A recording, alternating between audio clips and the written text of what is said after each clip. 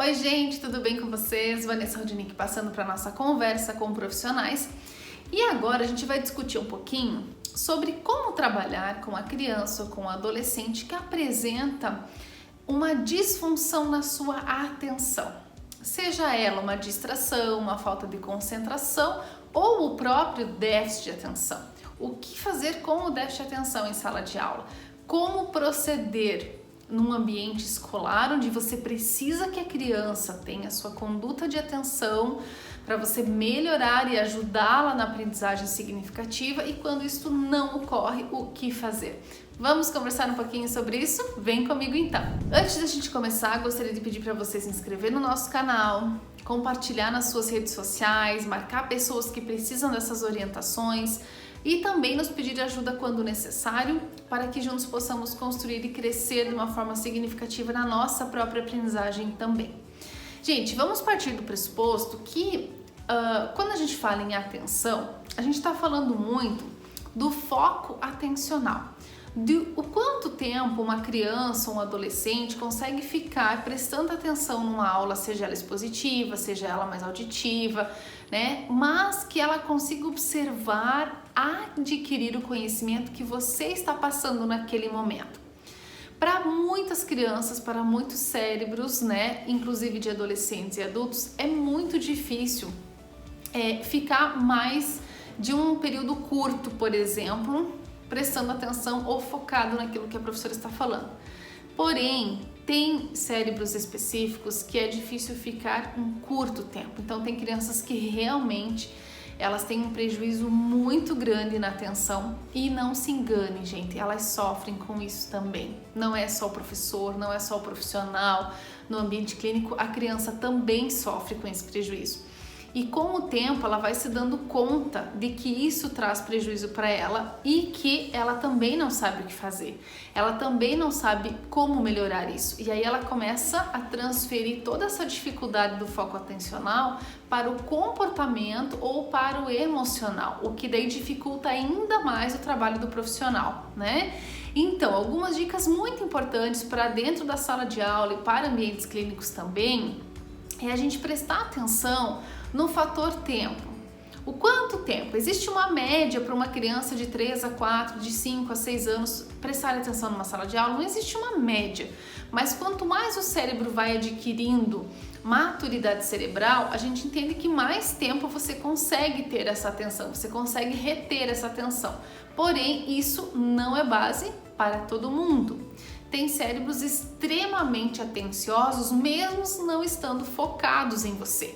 Sabe aquele cérebro que de repente está o tempo todo comportamentalmente falando, o movimento geral está criando toda uma bagunça, está acabando com o teu planejamento, mas que você pergunta: o que eu acabei de falar?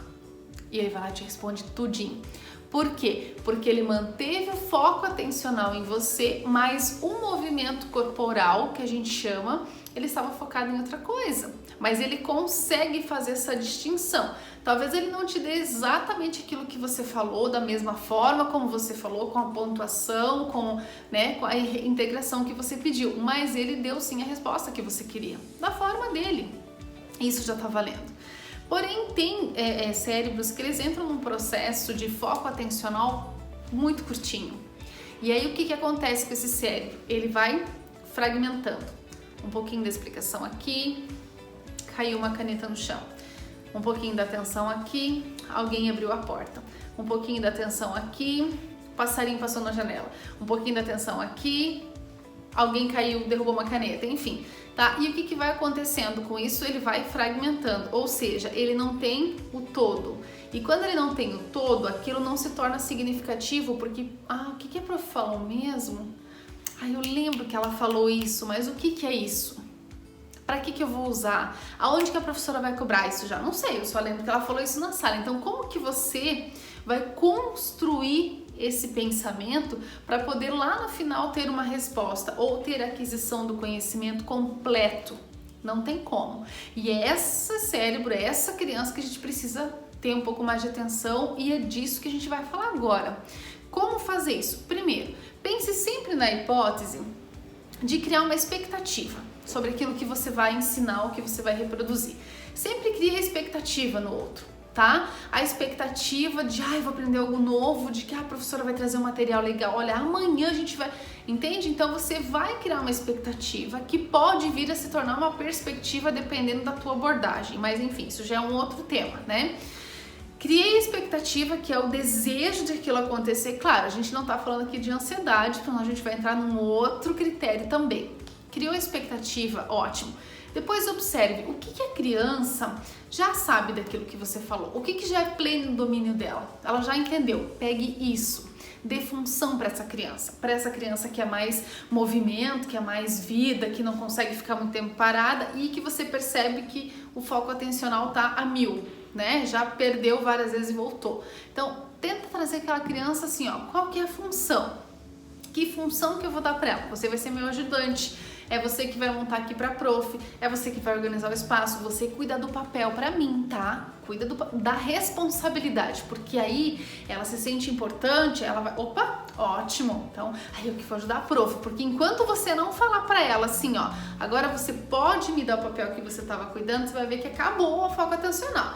Obrigada por você ter ajudado a prof a segurar o papel, acabou. A partir dali já acabou a minha responsabilidade. O que meu cérebro entendeu? Acabou a minha responsabilidade com você. Então agora não preciso mais prestar atenção. Eu só estou prestando atenção porque você trouxe a função da responsabilidade para mim. É um foco muito importante. Segundo, não deixem essas crianças que têm alguma dispersão, distração, enfim, sentada perto de janela ou da porta, tá?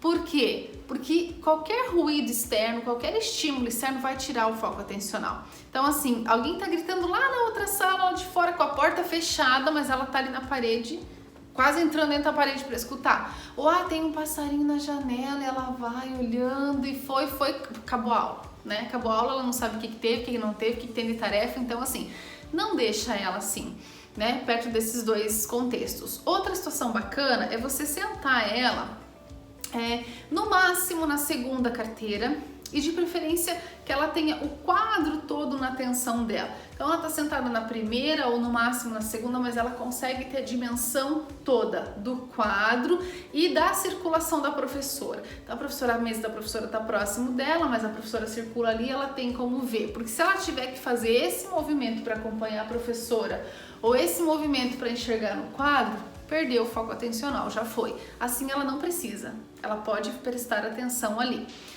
Comece a perceber se essa criança precisa de um tempo maior para fazer as atividades. De repente, aquele tempo que você está estipulando para ela terminar a atividade, ela não está dando conta, então ela precisa de um tempo a mais. Isso também é importante. E comece a observar o que é de qualidade para ela. Adianta você dar uma prova de 10 questões, sendo que ela vai responder as 10 questões totalmente fora daquilo que você pediu? Ou é melhor você adaptar e trazer 5 questões e essas 5 questões serem respondidas dentro daquilo que ela deu conta? Comece a refletir um pouquinho sobre isso também. Mas como que eu vou aplicar uma prova diferenciada e fazer uma adaptação curricular? Porque aí você orienta os pais a procurar um profissional que possa te ajudar com isso. Porque você, a gente já falou no vídeo anterior, você enquanto professor também é limitado em algumas situações. E aí entra o profissional externo que vai fazer toda essa conduta com você, tá? Não permita que crianças que têm déficit atencional ou qualquer situação de distração ou falta de concentração tenha muitos objetos à sua volta. Tem criança que tem um penal para canetinha, um penal para um lápis, um penal para colocar borrachas e afins, outro penal para colocar o post-it. Não tem necessidade, é só o que ela precisa, porque tudo é motivo para dispersão.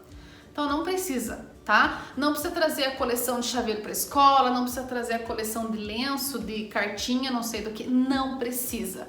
Porque quanto mais objeto que ela tiver para se distrair, mais o foco atencional dela vai fugir. Então, o que eu preciso para aula? É só aquilo que eu vou levar. Lancheira. Não deixa a lancheira no campo de visão dela, tá? Porque ela vai ficar ali segurando a lancheira, ainda mais se for uma criança, além do foco atencional em prejuízo, se tiver ansiedade, vai já ficar segurando a lancheira 1h da tarde para as 3 horas sair correndo para a porta para lanchar. Não tem necessidade. Então tem que tomar esse cuidado que é muito importante dentro do processo do foco atencional. Sempre que você for terminar a aula, ou enfim, dentro da própria clínica, que você for terminar a tua sessão, é importante você relembrar o caminho que você fez. Relembra o que foi feito, o que a gente fez hoje? Vamos lá. nomeia, vai listando. Ah, a gente fez isso, ótimo. Amanhã, quando você começa, você retoma o que você terminou relembrando. O que a gente fez ontem, vocês lembram? Aí você vai começando a criar os links nesse cérebrozinho. E linkando isso no cérebro da criança, você vai formando o processo aquisitivo de informações.